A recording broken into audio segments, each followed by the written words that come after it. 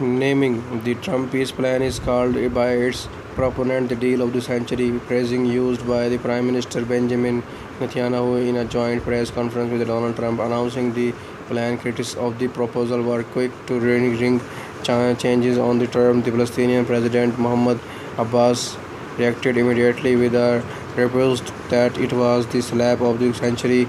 The Secretary General of the Palestinian Liberation Organization, Saib Erekat, tweeted that it would be known as the fraud of the century. The Economist called it the steal of the century in the aftermath of Israel walking back its initial pledge of immediate annexation. A Haaretz commentator wrote the joke of the century. The Israel-Palestinian conflict.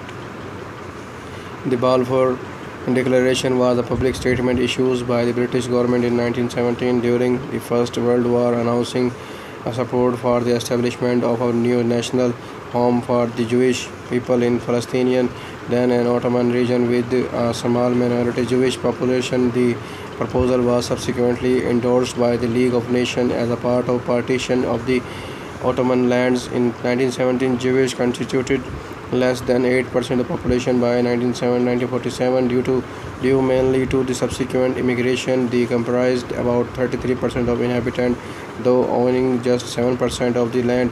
That year, the United Nations adopted a partition plan which allotted 56% of the land to 30% of the population that was Jewish, and the Palestinian leadership and the Arab nation rejected the plan, resulted in the 1947-1949 Palestinian War. By the war's end, Israel controlled 78% of the Mediterranean Palestinian, and much of the local Arab populace had either been expelled or fled.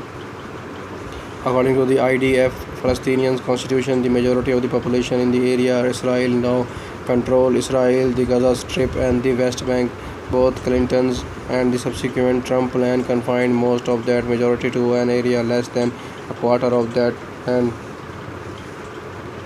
The West Bank and Gaza, occupied since 1948 by Jordan and Egypt respectively, were captured by Israel during the 1967 Six-Day War.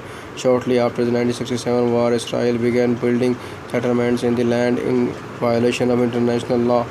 In 1974, a United Nations resolution on the peaceful settlement of the questions of Palestinians called for two states, Israel and Palestine, side by side within secure and recognized border, together with a just resolution of the refugee question in conformity with the United Nations Resolution 194.